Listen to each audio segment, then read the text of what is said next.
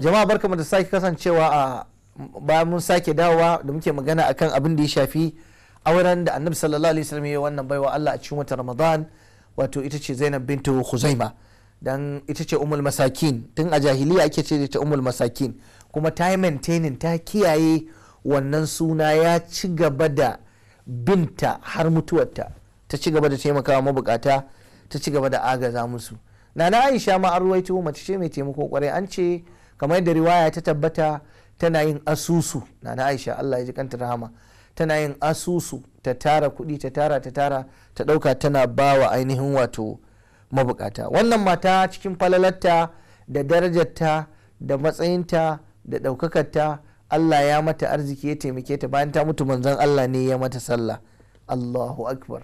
Kenan da an tambaye ka a cikin matan annabi wane ne ta rasu a zamanin shi, kuma wane ne shi ya mata sallah, to wannan ita ce Zainab bintu Khuzaima ummul masakin, mai taimakawa miskinai, mai taimakawa fuqara almuhtajin, mabukata, nidi, wanda ke cikin halin kakanikai na rayuwa.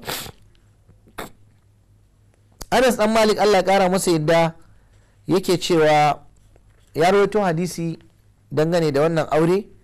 Ya ce manzo Allah sallallahu alaihi wasallam ya kasance ango a lokacin da ya auri wannan mata Zainab bintu Khuzaima. Ummu Sulaim matar Abu Talha al-Ansari, ita ta je ta samo dabino da mai da cikui, ta yi musu wani abin da ake ce da shi haisan suke ce da shi, wani abu ne da ake hada shi da dabino da mai da cikui, yana da daɗi kwarai da gaske. Ta samu wani kwano ta ainihin wato gyara, ta kira ɗanta Anas dan Malik, ta ce ɗauki wannan ka kai wa manzon Allah sallallahu alaihi wasallama, wannan ita ce gudunmowa ta gare shi, ka ce mamata ita ce ta bani wannan, ta ce na kawo maka ba don komai ba don ta faranta maka, kuma ta ce in ce maka tana gaishe ka.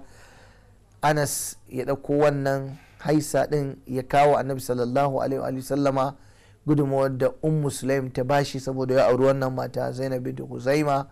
Sai ya ce kuma mama ta ce a gaishe ka. Sai manzon Allah ya ce ka je ka kira mun wani, bayan ya karba kenan, ka kira wani da wani da wani da wani. Ya kira wasu mutane da yawa, ya ce duk wanda ka haɗu da su cikin su ka kira mun su. Anas ya ce sai na kira su, na kira wanda na haɗu da shi, wanda annabi ya ambata mun. Ya ce ina dawowa sai na ga gida ya cika dam, gidan manzon Allah sallallahu alaihi wasallama ya cika makil da mutane. Sai aka ce yo Anas, mutanen da ka tarar a gidan annabi a wani lokaci sun kai mutum nawa? Ya ce tab, ai sun kai mutum 300, salasumiyatu shaks, mutum 300 daga fita kawai in kira har an haɗu a gidan annabi. Kuma kun ga ɗan abin da aka kawo ɗin bai kai ya kawo ba, a ɗan kwano ne kawai aka kawo. Yau za mu ga ikon Allah kenan. Ya ce Anas dan Malik, ya ce ina ga ikon Allah a wannan rana, sai na ga manzon Allah sallallahu alaihi wasallam wada a yadahu sharifa, ya ɗauki hannunsa mai sharafa, hannunsa mai ɗaukaka, hannunsa mai albarka, ya sanya a cikin wannan haisa ɗin da mahaifiyata ta yi. Shikenan mutane suna ta magana, suka ce tab, yanzu dan wannan abin da aka kawo annabi a zo a gayyato mutum 300, ya za a iya ciyar da wannan? Ai ba za ma a samu ba, ai kawai mu tafiyar mu, ba ma abin da za a samu. Manzon Allah sallallahu alaihi wasallam ya ce ai ta kira masa mutum 10 300 nan a raba masa su 10, a ce a shigo da mutum 10. Idan ya zo ya ce sai ya ce ku zauna. Jama'a mu ga mu'ujiza ta manzon Allah sallallahu alaihi wasallam. Ya ce ku zauna. In sun zauna sai ya ce da su uzkurullah, ku ambaci Allah tabaraka wa ta'ala, wali akul kulli rajulin mimma yali, kowane ɗaya daga cikin ku ya ci abin da yake gabansa, kai ya ci gaban wani. Ku ambaci Allah kuma kowa ya ci gabansa. Bismillah, mu je. Suka yi ta ci. Annabi ya zuba musu ido, mutum 10 na ya kyale, sai da suka koshi. Ya ce kun goshi? Suka ce sun koshi. Ya ce to ku tashi ku fita, ku kira mun wasu 10 kuma. Aka kira wasu 10. Malam haka aka yi ta kira, ana ta shigowa, a ci a tafi, a shigo a cikin dan wannan abin da bai kai ya kawo ba, da Sulaim ta aiko masa. Anas ya ce ina gani ikon Allah a wannan rana, Allahu akbar. Ya ce wallahi sai da mutane 300 nan gabaki daya suka cinye gabaki daya. Ya ce na je na duba wannan kwano din, na dube shi, sai na ce a'a, sai na ga wai ai kamar ma yanzu ma ƙara yawa ma yayi ma, kamar lokacin da na kawo shi ma bai kai haka yawa ba ma, yanzu ne ma ya ƙara yawa saboda tsabar albarka da annabi sallallahu alaihi wasallam ya sa wannan abu. Ya ce sai da na zauna gurin annabi sallallahu alaihi wasallam wata 8,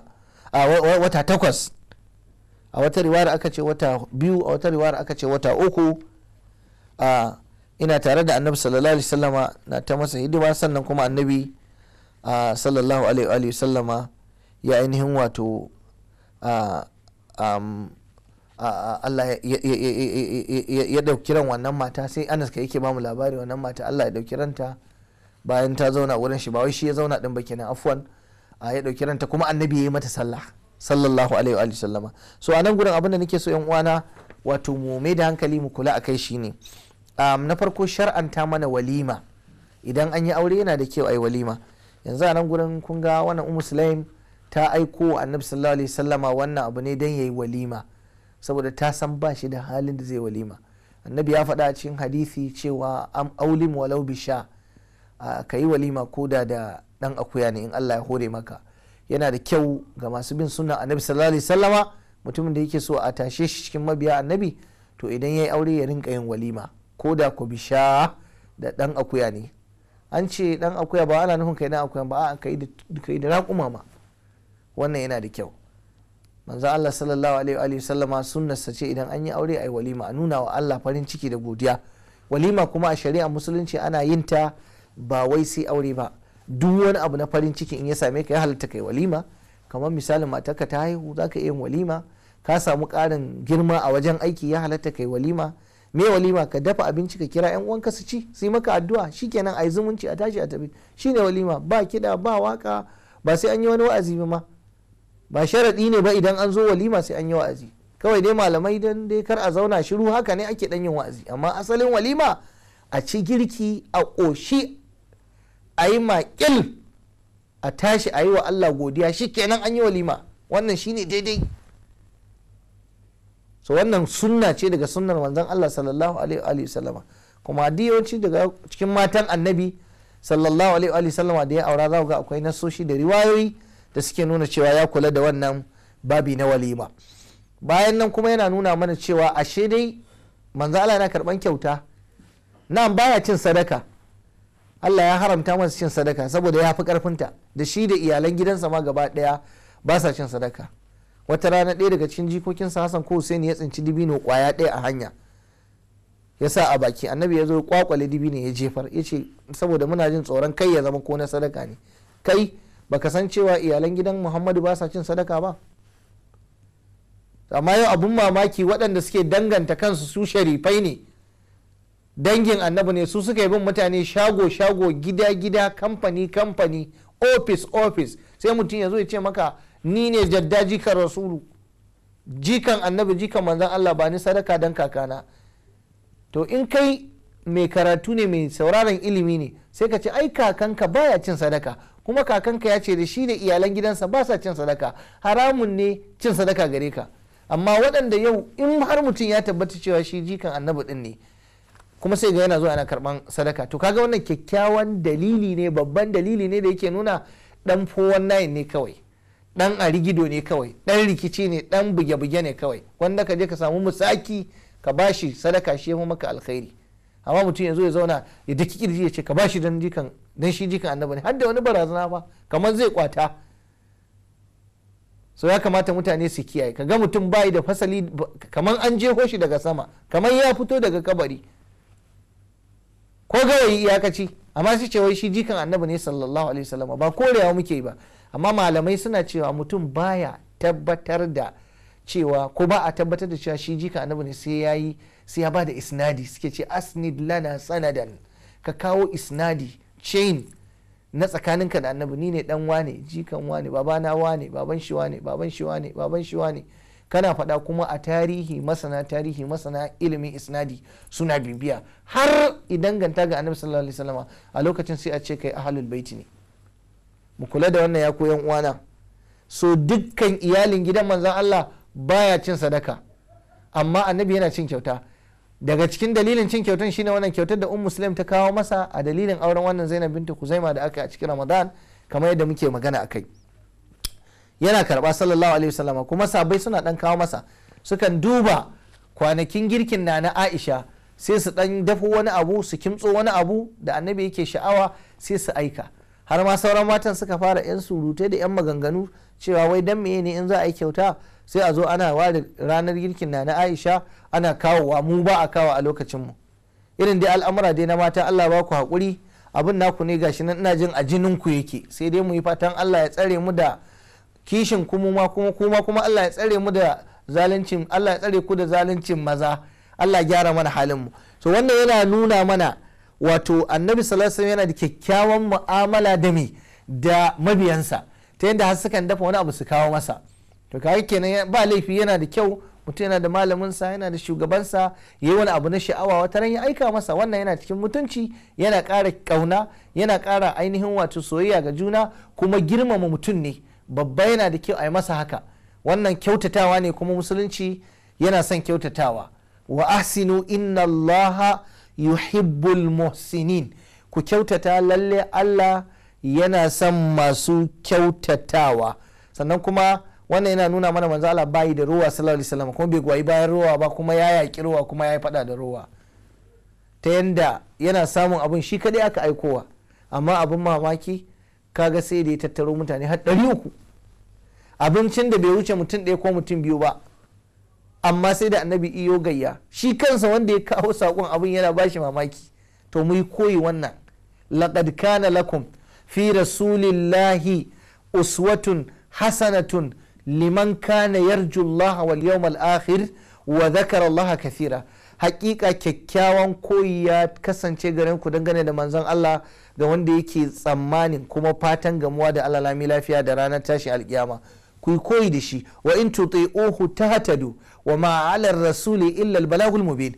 Idan kun yi wa manzon Allah da'a za ku samu shiriya. Allah ya dora manzon Allah ne sallallahu alaihi wasallama akan yayi balagh, ya isan muku da sako, abin da ya faɗa ku ɗauka ku yi aiki da shi. Wa ma kana li mu'minin wala mu'minatin idza qada Allahu wa rasuluhu amran an yakuna lahumul khiyaratu min amrihim. Allah ce bai kamata ba, bai dace ba ga mumini namiji da mumina mace idan Allah ya yanke hukunci da manzan Allah sallallahu alaihi wasallama ya zamanto kuma kuna da wani zaɓi a cikin lamarin ku, bai dace ba, ba ɗabi'ar mumini bane, ba halin mumini bane ba. So mu koyi da annabi a cikin kyautatawa. Kakka zama marowaci,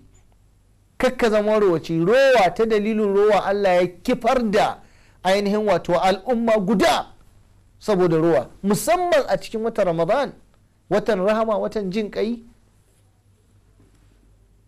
Wannan za mu fahimci wannan a cikin wannan kissa mai albarka. Sannan kuma daga ƙarshe abinda za mu daɗa fahimta shine wannan yana nuna mana wato annabi sallallahu alaihi wasallam akwai mu'jiza a tattare da shi kwarai da gaske. Abincin da bai wuce mutum 1 ko 2 su ci ba ya ciyar da mutum 3. To wannan yana nuna lalle manzon Allah gaskiya ne, aikakke ne daga Allah. Shi sa malam wanda Allah idatar da shi yana bin sunna annabi ya zuba ruwa a ƙasa ya sha, ya ji daɗi. Malam sunna ni'ima ce, bin manzon Allah alheri ne. Wanda Allah idatar da shi ya tsaya daram da kam yana bin Allah, yana bin manzon Allah, wallahi yayi wa Allah godiya ko ba shi da ko kobo. Amma tsautsayi ya sa mutum ya wayi gari yana yakar sunnar annabi ko yana faɗa da sunnar manzon Allah sallallahu alaihi wasallama, wallahi yayi asara, ba karamar asara ba. Wa bi hadzal qadri kifaya wa subhanaka allahumma wa bihamdika ashhadu an la ilaha illa anta astaghfiruka wa atubu ilaik. Assalamu alaikum wa rahmatullahi wa barakatuh.